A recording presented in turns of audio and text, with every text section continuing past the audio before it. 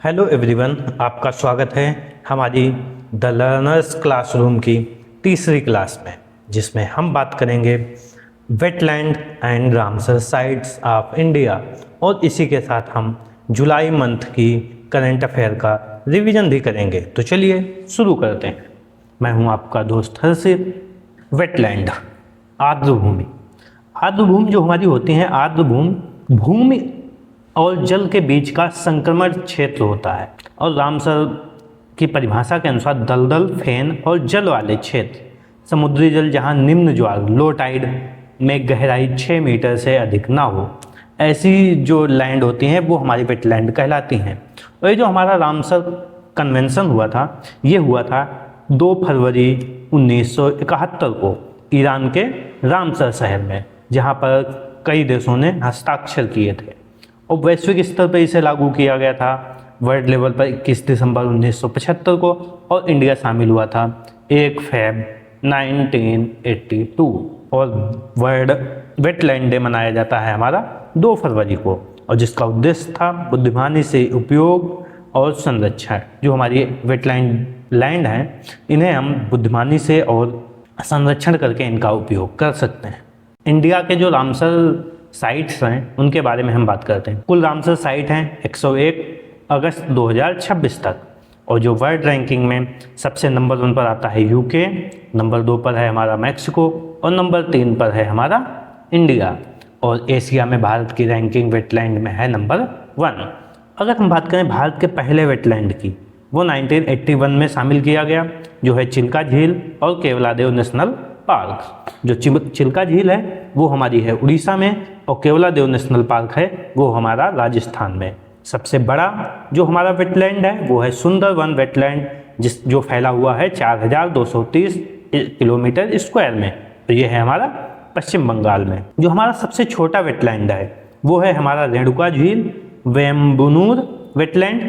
रेणुका झील है ये हमारा हिमाचल प्रदेश में है। वेम्बनूर वेटलैंड है वो हमारा है तमिलनाडु में। और इसी के साथ इंडिया में सबसे ज़्यादा वेटलैंड हैं 20, वो हैं हमारे तमिलनाडु में। और दूसरे नंबर पर आता है हमारा उत्तर प्रदेश, जहाँ पर हैं 13 वेटलैंड। और सबसे ऊंचा जो वेटलैंड है हमारा हाईएस्ट ऊंचाई पर तेओसो मोरीरी 4595 मीटर हाइट पे है, और ये है हमारा लद्दाख में। इसी के साथ जो हमारा नवीनतम रामसर साइट है, जो हमारा नया ऐड किया गया है, वो है हमारा 101वां, वो है ग्लो झील, जिसे 3 अगस्त 2026 को शामिल किया गया है। और ये है हमारा अरुणाचल प्रदेश में। एग्जाम ओरिएंटेड सबसे इम्पोर्टेंट। और ये अरुणाचल प्रदेश का हमारा पहला रामसर स्थल है, और ये है हमारा लोहित जिला कलमांग टाइगर रिजर्व में है ये। और हमारा जो 100 वेटलैंड है 100वें नंबर का, वो है हमारा सुधाताल, जिसे जयप्रकाश नारायण जिसे शामिल किया गया था 2026 में। और जो हमारा है उत्तर प्रदेश के बलिया गंगा नदी के निर्मित गोकुल झील है ये। 99 है हमारा शेखा झील, जिसे अप्रैल 2026 में शामिल किया गया था। यह है उत्तर प्रदेश के अलीगढ़ में, जो ऊपरी गंगा नहर के पास स्थित है। और इसी के अलावा कोपरा जलाशय छत्तीसगढ़ का ये पहला है। खाचे ओपलरी सिक्किम का पहला है। और उधवा झील झारखंड का ये पहला वेटलैंड है। इसी के साथ जो हमारी कोपरा जलाशय है, ये है हमारा 95 नंबर का वेटलैंड। और उधवा लेक ये जो छत्तीसगढ़ में है, झारखंड में है, ये है हमारा 96 नंबर का है।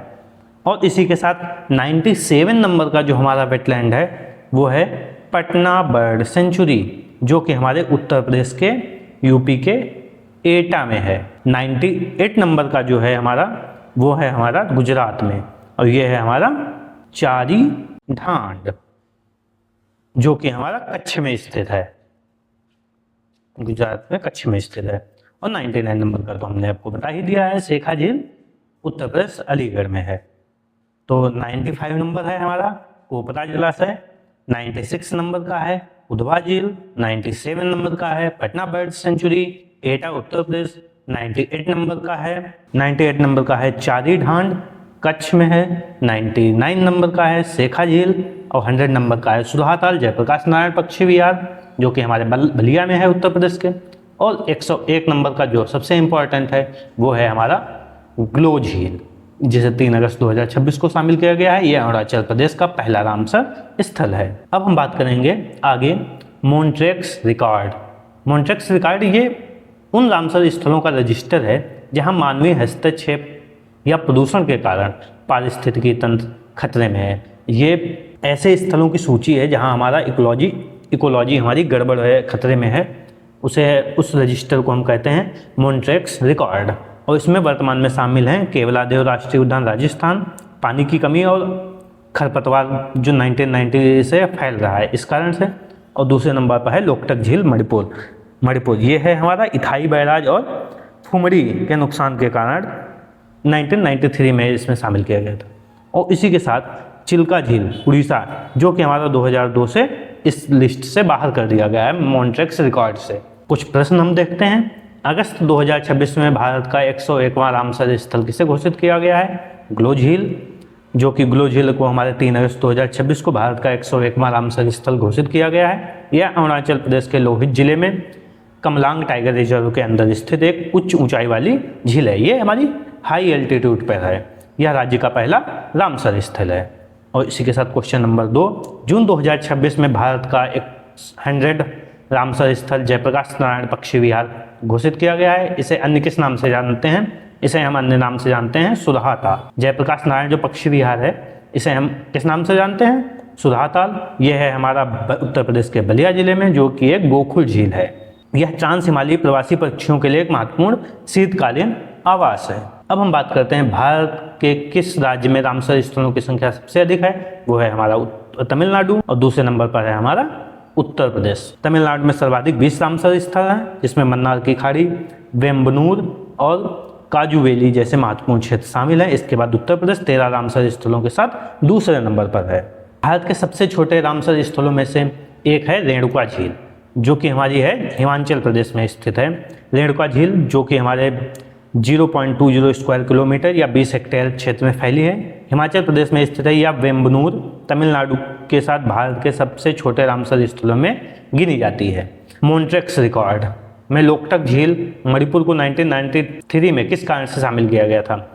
इथाई बैराज के निर्माण और फुमरी के नुकसान के कारण। फुमरी एक लोकटक झील को मॉन्ट्रेक्स रिकॉर्ड में शामिल किया गया क्योंकि इथाई बैराज के कारण इसके पारिस्थितिकी तंत्र तैरते हुए द्वीप फुमरी को भारी नुकसान हो रहा है। इसी के साथ भारत ने 1981 में घोषित पहले 2 रामसर स्थलों में केवलादेव राष्ट्रीय उद्यान के साथ किसी दूसरे स्थल को शामिल किया गया था? वो थी हमारी चिल्का झील।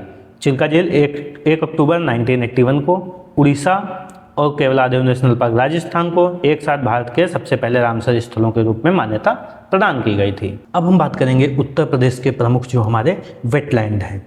13 वेटलैंड हैं कुल, उनके बारे में हम बात करते हैं। ये 13 कहाँ कहाँ है?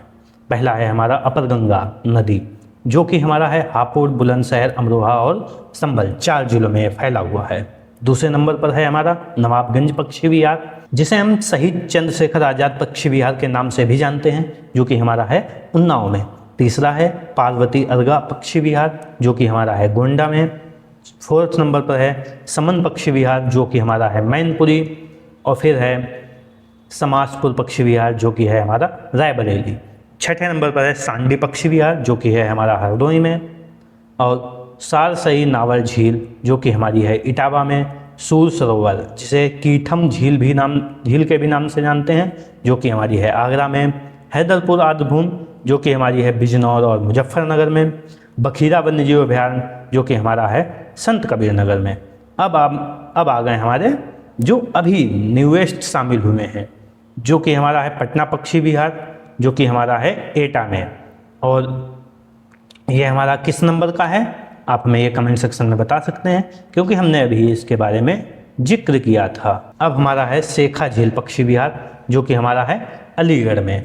और सुरहाताल जयप्रकाश नारायण पक्षी, जिसे अन्य नाम जयप्रकाश नारायण पक्षी विहार के नाम से भी जानते हैं, जो कि हमारा है बलिया में। यह है हमारा 100th नंबर का, जो कि 2026 में उत्तर प्रदेश के नए रामसर साइट शामिल हुए हैं। यह है पटना पक्षी विहार, शेखा झील पक्षी विहार और सुरहाताल जयप्रकाश नारायण पक्षी विहार बलिया, शेखा झील अलीगढ़, पटना पक्षी विहार एटा। यह है हमारा करंट अफेयर जुलाई का। इसमें हम जुलाई के करंट अफेयर के बारे में बात करेंगे। ये एक रिवीजन है, तो चलिए देखते हैं। पहला है क्विक रिवीजन। 2026 जो ज़्यादा हाईलाइट में रहा है वो है हमारा public exam anti paper leak bill, जो कि हमारा 2026 के मानसून सत्र में पास हुआ है। इसमें बात की गई है 5 साल से 10 साल की जेल की सज़ा और 50 लाख से 10 करोड़ तक के जुर्माने की, और इसी के साथ फास्ट ट्रैक कोर्ट में 3 महीने में ट्रायल पूरा करने के लिए बात कही गई है। और इसी के साथ इसी मानसून सेशन में एक और बिल पास हुआ है जो कि है prevention of insult of national honour Vande Mataram bill. इसका उद्देश्य राष्ट्रगीत का अपमान रोकना और इसमें सजा का प्रावधान किया गया 3 साल तक की जेल या जुर्माना। ये नेशनल एंथम के समान इसको भी एक कानूनी सुरक्षा प्रदान की गई है। अब हम बात करते हैं नए कानून एंटी पेपर लीक बिल 2026 के तहत संगठित अपराध के लिए अधिकतम जुर्माना कितना किया गया? 10 करोड़ रुपए। किस राष्ट्रीय प्रतीक को कानून सुरक्षा देने के लिए जुलाई 2026 में राज्यसभा में संबोधन विधेयक पारित हुआ? यह है हमारा राष्ट्रगीत वंदे मातरम के लिए। हाल ही में धनबाद झारखंड से गिरफ्तार किए गए मिसिर बेसरा का संबंध किस प्रतिबंधित संगठन से है? CPI Maoist. बेसरा पर जो है हमारा 1 करोड़ रुपए तक का इनाम था और जो सारंडा और कोल्हान में जंगलों में सक्रिय था। एक हमारा कांवड़ यात्रा 2026 के दौरान सीवेज प्रबंधन के लिए उत्तराखंड जल संस्थान UJS ने कितने सशक्त वाहनों को तैनात किया गया है? 56। ये 92 वाटर स्टैंड पोस्ट भी बनाए गए हैं। MSME और क्रेडिट योजनाएं, जो PM स्वनिधि है, ये हमारे स्ट्रीट वेंडर्स के लिए होती है। PM स्वनिधि, इसमें 1 करोड़ तक का लोन दिया जाता है जिसे अब मार्च 2023 तक के बढ़ा दिया गया। PM स्वनिधि ये हमारे है स्ट्रीट वेंडर्स के लिए, और PM विश्वकर्मा ये हमारी है क्राफ्टमैनशिप के लिए, जो हमारे क्राफ्टमैनशिप में अपना करियर बनाना चाहते हैं या क्राफ्टमैनशिप करते हैं, उनका अपना बिजनेस इस्टेब्लिश करने के लिए इसमें 3 लाख तक का लोन दिया जाता है, जिसमें सिर्फ 5% की ब्याज दर रहती है। IMF और संयुक्त राष्ट्र UN के अनुसार 2026 के लिए क्रमशः वैश्विक, ग्लोबल और भारतीय GDP विकास दर का अनुमान क्या है? वैश्विक रहने का अनुमान है 3% और भारत की रहने का अनुमान है 6.4%। PM स्वनिधि योजना जो कि स्ट्रीट वेंडर्स के लिए है, को सरकार ने कब तक के लिए बढ़ा दिया है? इसे बढ़ा दिया गया है मार्च 2030 तक के लिए। इसी के साथ कुछ और फैक्ट आप जान सकते हैं। ये जो हमारी जो PM स्वनिधि योजना है, इसका पूरा नाम है प्रधानमंत्री स्ट्रीट वेंडर्स आत्मनिर्भर निधि, जिसे नाम दिया गया है स्वनिधि, और इसे शुरू किया गया था 1 जून 2020 में, और जिसे अब बढ़ा करके कर दिया गया है मार्च 2030 तक। इसमें जो है हमारा पहले लोन दिया जाता था 15,000, फिर 25,000, और फिर तीसरा लोन दिया जाएगा 50,000, और जो कि बिना किसी जमानत के दिया जाएगा। स्ट्रीट वेंडर्स के लिए ये योजना है। इसी के साथ PNB इकोलेंस रिपोर्ट 2026 के अनुसार मार्च 2026 तक सार्वजनिक क्षेत्र के बैंकों PSBs में पर्सनल लोन की क्रेडिट ग्रोथ कितनी रही? 10.4%। हाल ही में चर्चा रहा FAO फूड प्राइस इंडेक्स जुलाई 2026 में कितने वर्ष के उच्चतम स्तर पर पहुंच गया है? 3 साल के उच्चतम स्तर पर पहुंच गया है, जो कि इंडियन रिन्यूएबल एनर्जी जंप 2014 से 2026।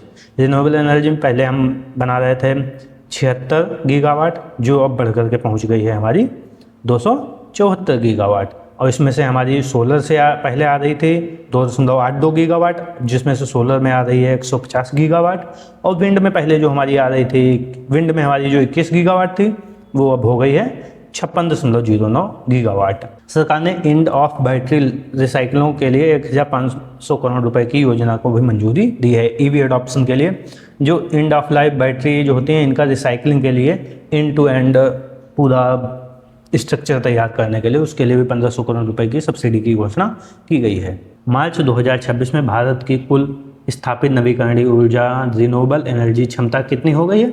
274.68 गीगावाट। गार्टन की रिपोर्ट के अनुसार अर्थ इंटेलिजेंस उपग्रह ड्रोन डेटा का AI उपयोग से 2025-30 तक कितना राजस्व उत्पन्न होने का अनुमान है? $20 बिलियन। अर्थ इंटेलिजेंस का उपयोग खनिज खोज, एक्सप्लोरेशन और आपदा प्रबंधन के लिए किया जाता है। CFRMS साइबर अपराध राष्ट्रीय साइबर अपराध पोर्टल के माध्यम से जुलाई 2026 तक भारत में वित्तीय धोखाधड़ी में कितने रुपए बचाए गए हैं? 11,158 करोड़ रुपए। मार्च 2026 के बीच हीट स्ट्रोक मौतों के बाद राज्य सरकारों को समन के लिए किस फंड का सीधे उपयोग करने की अनुमति दी गई है? SDRF state disaster response fund. CCUS carbon capture क्षमता भारत में जो है कार्बन कैप्चर क्षमता को 7 मिलियन टन तक बढ़ाने के लिए 2,500 करोड़ रुपए की R&D फंड की मंजूरी प्रदान की गई है। भारत के सेमीकंडक्टर मिशन के तहत सानन गुजरात OS80 प्लांट का उत्पादन लक्ष्य क्या रखा गया है? 500 करोड़ यूनिट पर वर्ष। FICCI DUA रिपोर्ट के अनुसार 2047 तक भारत के मेडिकल डिवाइस बाजार का आकार कितना हो जाएगा? $250 बिलियन। अप्रैल 2027 से लागू होंगे। ये कैफे 3 नॉर्म्स होते हैं। ये कैफे इसका फुल फॉर्म भी होता है। इसका फुल फॉर्म होता है कॉरपोरेट एवरेज फ्यूल एफिशिएंसी। इसका कैफे का फुल फॉर्म है corporate average fuel efficiency. Indo Pacific सुरक्षा के लिए त्रिपक्षीय गठबंधन 2021 में बना है AUKUS, जिसमें हमारा है जो हमारे एग्जाम में पूछे जाते हैं कुछ डे इंपॉर्टेंट डेज उनके बारे में। 1 जुलाई को हमारा मनाया जाता है डॉक्टर्स डे, CA डे या GST डे, और इसी के साथ पोस्टल वर्कर डे। और इसके बाद अब हम बात करेंगे 11 जुलाई की, जिसमें मनाया जाता है हमारा वर्ल्ड पॉपुलेशन डे। और इसी के साथ 15 जुलाई को हमारा जो मनाया जाता है वो मनाया जाता है वर्ल्ड यूथ स्किल डे। आप इनको साथ में लिख सकते हैं। 15 जुलाई वर्ल्ड यूथ स्किल डे, ये हमारा मनाया जाता है 15 जुलाई को। इसी के साथ 17 जुलाई को हमारा मनाया जाता है इंटरनेशनल जस्टिस डे। अगर आपसे बात की जाए इंटरनेशनल जस्टिस डे की, तो वो हमारा मनाया जाता है 17 जुलाई को। और इसी के साथ 18 जुलाई को मनाया जाता है Nelson Mandela day social justice के लिए। और 20 जुलाई को हमारा मनाया जाता है इंटरनेशनल मून डे। ये हमारा मनाया जाता है अपोलो जो 11 था उसकी एनिवर्सरी के रूप में। इसी के साथ इस 20 जुलाई को हमारा मनाया जाता है चेस डे। 20 जुलाई को हमारा चेस डे के रूप में भी मनाया जाता है। और अब हम बात करते हैं 20 के बाद हो गया हमारा 18 जुलाई हो ही गया नेल्सन मंडेला डे। और 23 जुलाई को हमारा मनाया जाता है नेशनल ब्रॉडकास्टिंग डे।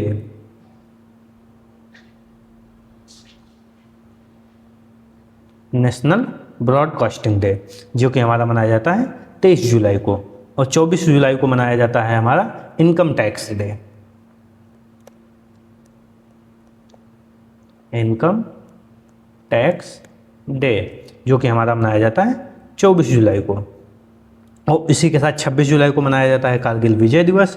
और 28 जुलाई को मनाया जाता है world hepatitis day, nature conservation day या इंटरनेशनल टाइगर डे। और इसी के साथ कुछ और डेज जो हैं जो हमारे छूट रहे हैं वो मनाए जाते हैं। जैसे 30 जुलाई को हमारा मनाया जाता है मानव तस्करी के विरुद्ध, UN द्वारा ये मनाया जाता है ह्यूमन ट्रैफिकिंग के विरुद्ध। अब हम बात करते हैं अंतर्राष्ट्रीय चंद्रमा दिवस, इंटरनेशनल मून डे। 20 जुलाई को ऐतिहासिक घटना यह अपोलो 11 के लिए मनाया जाता है जो कि हो गया है। 18 जुलाई नागरिक कार्रवाई और सामाजिक न्याय के लिए नेल्सन मंडेला दिवस डे के रूप में मनाया जाता है अंतर्राष्ट्रीय। भारतीय सशस्त्र बलों की जीत के जश्न मनाने के लिए कारगिल विजय दिवस मनाया जाता है जो कि हमारे 26 जुलाई को मनाया जाता है। FISU विद्यालय स्वेज का खिताब जीतने वाले पहले भारतीय खिलाड़ी कौन बने हैं? सूरज कुमार चंद। फीफा ने विश्व कप में प्राइवेट इक्विटी के लिए $20 बिलियन का प्लान पेश किया है। कुछ अन्य क्वेश्चंस की, जैसे कि भव्या भव्य योजना ये काहे से संबंधित है? इसका संबंध है रासायनिक पार्क। यह कुछ स्पेशलाइज्ड केमिकल को इंडिया के अंदर ही बनाने के लिए ये हमारी गवर्नमेंट ने एक PLI स्कीम इसमें लॉन्च की गई है, केमिकल में सेल्फ रिलायंट बनाने के लिए, और उसे नाम दिया गया है भव्य योजना। और एंटी पेपर लीक बिल, ये तो हो ही गया। NCVET ने ग्रामीण कौशल प्रमाणन के लिए किसे अवार्डिंग बॉडी की मान्यता दी है?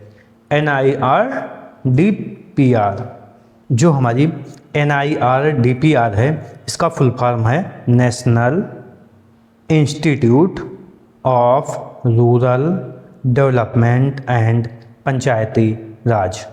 जो इसका फुल फॉर्म है national institute NIRDPR, national institute of rural development and panchayati raj, ये इसका फुल फॉर्म है। इसको अवार्डिंग बॉडी के रूप में मान्यता दी गई है ग्रामीण कौशल प्रमाणन के लिए। ये यहाँ पर हमारी भव्य योजना के बारे में दिया गया है। इसमें 3 रासायनिक पार्क डेवलप किए जाएंगे। इनका मेन काम क्या है? इंपोर्ट सब्स्टिट्यूट, मतलब जो हम गैसें हैं बाहर रसायन या बाहर से इंपोर्ट करते हैं जो हमारी इंडस्ट्री के लिए इंपॉर्टेंट हैं, उसके लिए भव्य योजना का शुभारंभ किया गया है। और ग्लोबल वैल्यू चेन में एक अपनी इंडिया की भी एक पोजीशन हो, उसके लिए इसे मंजूरी प्रदान की गई है। अब हम बात करते हैं नीति आयोग के मुख्य कार्यकारी अधिकारी CEO के रूप में किसे नियुक्त किया गया है? अनुराग जैन। इससे पहले नीति आयोग के CEO कौन थे? ये भी आप हमें कमेंट बॉक्स में बता सकते हैं। राष्ट्रीय अल्पसंख्यक आयोग NCM के नए अध्यक्ष के रूप में किसने कार्यभार संभाला है? हरजीत सिंह ग्रोवाल। देशव्यापी छात्र विरोधी प्रदर्शनों के लिए किसे हाल में केंद्रीय शिक्षा मंत्री के पद के रूप में से इस्तीफा देना पड़ा? यह है हमारा धर्मेंद्र प्रधान। ये नीति आयोग के जो CEO हैं इससे पहले हमारे थे निधि छिब्बर, और अब जो हमारे आए हैं वो हैं हमारे अनुराग जैन। NCM चेयर इसके पहले जो नीति आयोग राष्ट्रीय अल्पसंख्यक आयोग इसके जो अध्यक्ष थे ये थे हमारे इकबाल सिंह लालपुरा, और इनका स्थान ले रहे हैं हमारे हरजीत सिंह ग्रोवाल। और शिक्षा मंत्री धर्मेंद्र प्रधान, जिन्होंने अभी इस्तीफा दिया है, उनकी जगह पर इनका अतिरिक्त प्रभार प्रदान किया गया है प्रहलाद जोशी को। मिशन गोल्डन स्पाइस इसका संबंध हमारा किससे है? मेघालय से है। मेघालय की किस हल्दी को दुनिया में सबसे अधिक करक्यूमिन सामग्री के लिए जाना जाता है? उसे GI टैग मिला है लाकाडोंग। ये मेघालय में लाकाडोंग जो हल्दी है इसे GI टैग मिला है। ये करक्यूमिन के लिए, सबसे अधिक करक्यूमिन के लिए जानी जाती है। विकसित वाइब्रेंट विलेज प्रोग्राम 2026 का मुख्य लक्ष्य क्या है? सीमावर्ती गांवों में पलायन रोकना। और ये लाकाडोंग जो हल्दी है इस प्रोजेक्ट के लिए 175 करोड़ रुपए मंजूर किए गए हैं, जो कि 7000 हेक्टेयर इसका लक्ष्य रखा गया है, और इससे किसानों की आय 28-29 तक दोगुनी करने का। ड्राइवर केंद्रित सहकारी टैक्सी पोर्टल भारत टैक्सी। सहकारी, ये जैसे सहकारी है हमारा अमूल, या इसी तरीके से इंडियन फार्मर फर्टिलाइजर का इफ़को है, इसी तरीके से भारत टैक्सी, इसे लॉन्च किया गया है महाराष्ट्र से। शैक्षणिक संस्थानों में जैविक विविधता के दस्तावेजीकरण के लिए कौन सी पहल शुरू की गई है? Campus biodiversity register CBR। Bharat का पहला AI संचालित पक्षी अभयारण्य कहाँ खोला गया है? ठाणे क्रीक, महाराष्ट्र में। अभी जो हमारा भारत टैक्सी मॉडल है, ये जो ड्राइवर है वही मालिक होगा, पारदर्शी किराया और कोई सर्च प्राइजिंग नहीं, सर्च चार्जिंग से इसे मुक्त रखा गया है। अमेरिका ने धारा 301 के तहत कितने देशों पर नए आयातित शुल्क लगाए हैं? 60, जिसमें इंडिया भी शामिल है। भारत WTO ने मत्स्य पालन सब्सिडी समझौता फिशिंग सब्सिडी एग्रीमेंट को स्वीकार करने वाला कौन सा सदस्य बना है? 123वां। WTO के अनुसार WTO के इस समझौते का मुख्य उद्देश्य किस प्रकार की मछली पकड़ने पर रोक लगाना है? IUU अवैध, बिना रिपोर्ट और अनियमित, मतलब ये जो अवैध रूप से जो फिशिंग होती है उसको रोकना है इसका, जिससे हमारे समुद्र की जैव विविधता इफेक्ट ना हो। तो ये जो है हमारा WTO एग्रीमेंट, ये वाला जो है ये पर्यावरण के लिए पहला बहुपक्षीय समझौता एक्वाकल्चर छूट प्रदान करता है। 2026 का नाटो शिखर सम्मेलन कहाँ आयोजित किया गया? अंकारा, तुर्की में। और ये जो हमारा नाटो है इसमें कुल 32 देश शामिल हैं, जिसमें मुख्यतः हैं Albania, Belgium, Bulgaria, Canada, Croatia, चेकिया, Denmark, Estonia, Finland, France, Germany, Greece, मतलब कि इसमें अमेरिका मेन अमेरिका, यूएसए और यूरोपीय यूनियन ये मुख्य हैं। और 16वीं ब्रिक्स स्वास्थ्य मंत्रियों की बैठक की मेज़बानी किस शहर में की गई? ये हमारी हुई है चंडीगढ़ में। और इसमें ब्रिक्स में कितने कंट्री हैं? वो हैं टोटल 11। पहले इसमें जो थे वो थे ब्राज़ील, बी से ब्राज़ील, रसिया, इंडिया, चाइना और ये हमारा था साउथ अफ्रीका। फिर इसके बाद मिस्र, इथोपिया, ईरान, यूएई, सऊदी अरब, इंडोनेशिया ये हमारे बाद में शामिल हुए हैं, जिसमें से 4 देश इजिप्ट, इथोपिया, ईरान, यूएई इन्हें शामिल किया गया है 2024 में। और 2025 में इंडोनेशिया जो हमारा पूर्णकालिक सदस्य बना है। और अंतर्राष्ट्रीय टाइप 1 डायबिटीज शिखर सम्मेलन 2026 की मेज़बानी कौन से शहर में करेगा? ये हमारा है जोधपुर। सोफी 2026 रिपोर्ट के अनुसार 2025 में विश्व स्तर पर कितने लोग भूख का शिकार हुए? 645 मिलियन, यानी कि 8% लोग। और इसी रिपोर्ट के अनुसार भारत में स्वास्थ्य आहार की लागत कितनी है? $4। हाल ही में, और इसी के साथ भारत की जो वर्ल्ड ग्लोबल हंगर इंडेक्स इसमें भारत का स्थान है 102वां। और टोटल कितने कंट्री हैं? 123 कंट्रियों में सर्वे हुआ, उसमें से भारत का 102वां स्थान है, जो कि काफ़ी बैड न्यूज़ है भारत के लिए। और 2024 में जब 127 कंट्री थे तब भारत का स्थान था 105। हाल ही में जंजीबार के राष्ट्रपति हुसैन अली माविनी ने भारत का दौरा किया। जंजीबार किस देश का हिस्सा है? तंजानिया का। और जो हमारी आईआईटी मद्रास है ये जंजीबार में फुम्बा प्रायद्वीप में 200 एकड़ का विदेशी कैंपस भी बना रही है। इसके साथ भारत की अन्य आईआईटीज भी हैं, उनके भी अलग अलग कंट्रीज़ में कैंपस कार्य कर रहे हैं। डीआरडीओ द्वारा परीक्षण की गई कुसा मिसाइल प्रणाली क्या है? ये हमारी है long range surface to air missile LRSM। Bharat का पहला स्वदेशी 350 किलो थ्रस्ट वाला एक्सपेंडेबल टर्बोजेट इंजन किसने विकसित किया है? इसे विकसित किया है GTRE। ये हमारी डीआरडीओ के अंदर ही एक ब्रांच है, डेवलप किया है। जो इसका हम जेट इंजन बनाने में लगे हुए हैं, लेकिन ये 350 किलोग्राम थ्रस्ट वाला ये जेट इंजन हमारे लिए क्यों इम्पोर्टेंट हो जाता है? क्योंकि इस इंजन का प्रयोग मिसाइलों और ड्रोन में सिंगल यूज के लिए, कि मतलब दाग दिया और गया, इसके लिए प्रयोग किया जाएगा। बहुभाषी एआई को कोंकणी भाषा को बढ़ावा देने के लिए भाषिनी राज्यम कार्यशाला कहाँ आयोजित की गई है? गोवा में। उन्नति एआई 2.0 पहल माइक्रोसॉफ्ट इंडिया ने किस संस्थान के साथ मिलकर लॉन्च की है? आईआईटी दिल्ली, नाइलेट और SCL मोहाली ने स्वदेशी चिप डिजाइन करने के लिए कौन सा ई चिप हब पर उपलब्ध कराया है? 1.2 नैनोमीटर। उन्नति 2.0 उन्नति मतलब माइक्रोसॉफ्ट और आईआईटी दिल्ली द्वारा Tier 2-3 शहर में स्किल डेवलपमेंट के लिए है। इसी के साथ नाइलेट और SCL मोहाली ने जो स्वदेशी चिप डिजाइन के लिए कौन सा किट ई चिप हब पर उपलब्ध कराया है? ये हमारा है नाइलेट, ये तो आप सब जानते हैं। SCL है, ये हमारा है सेमीकंडक्टर लेबोरेटरी मोहाली, जो कि एक गवर्नमेंट की एक कंपनी है। ये चिप इसरो और DRDO इनके लिए चिप डिज़ाइन पहले से भी कर रही है, और इन दोनों ने मिलकर के ई चिप हब किट एक उपलब्ध कराया है, जो हमारा 1.2 माइक्रोमीटर पर काम करेगा। CMFRI द्वारा राष्ट्रीय मत्स्य पालन डेटा के डिजिटल संग्रहण के लिए कौन सा ऐप लॉन्च किया गया है? Deep data. भारतीय सेना के लिए प्रदर्शित भार्गवास्त्र क्या है? Counter swarm drone system. CMFRI द्वारा समुद्री मत्स्य पालन डेटा के डिजिटल संग्रहण के लिए कौन सा ऐप लॉन्च किया गया है? Deep data. भारतीय सेना के लिए प्रदर्शित भार्गवास्त्र क्या है? ये हमारा है counter swarm drone system CUAS।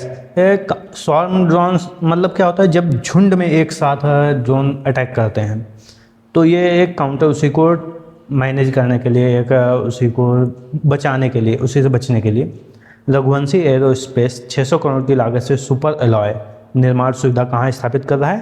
Telangana. चीन ने समुद्र आधारित प्लेटफॉर्म से 9 उपग्रह लॉन्च करने के लिए किस रॉकेट का प्रयोग किया?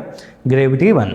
भारत का पहला त्रिसेवा अखिल महिला जल यात्रा अभियान कौन सा है, जिसने 314 दिन पूरी यात्रा की? समुद्र प्रदक्षिणा, इसमें हमारी 9 महिला अधिकारियों ने पार्टिसिपेट किया था। 314 दिन इन्होंने समुद्र में बिताए और केप ऑफ गुड होप से होते हुए इन्होंने पूरा चक्कर लगाया है।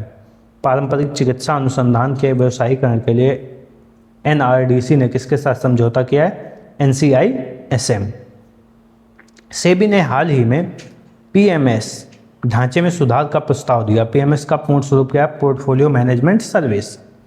कोर उद्योगों के सूचकांक ICI के लिए संशोधित आधार वर्ष क्या है? 2022-23।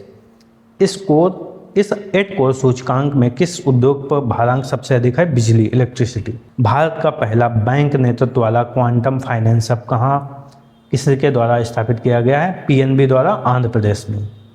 भारत ने किस देश के साथ अपने दोहरे कराधान अपवंचन समझौता DTAA में PPF शामिल किया है? श्रीलंका।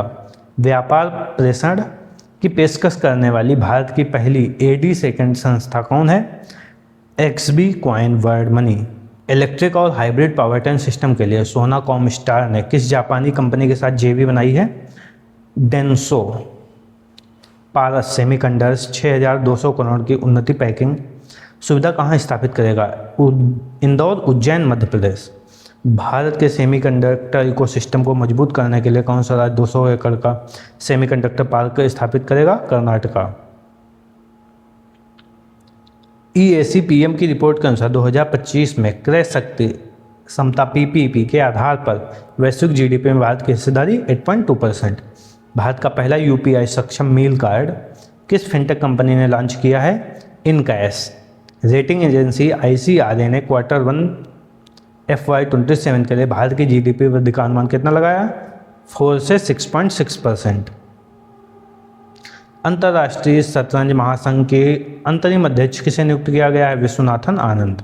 2026 राष्ट्रमंडल खेलों में भारत का पहला पदक किसने पाया? लवलीना बोरगोहेन। ये हमने पिछले वीडियो में कवर किया है। 2026 के राष्ट्रमंडल खेल कहाँ आयोजित किए जा रहे हैं? Glasgow, Scotland.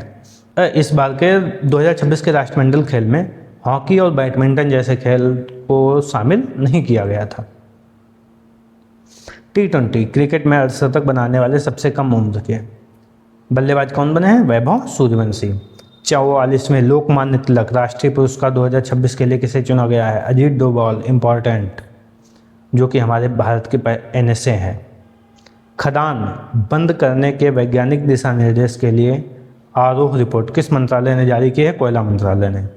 Ajit Doval NSA को राष्ट्रीय सुरक्षा और ऑपरेशंस के लिए सम्मानित किया गया है। भारत के आयकर दिवस कब मनाया जाता है? 24 जुलाई।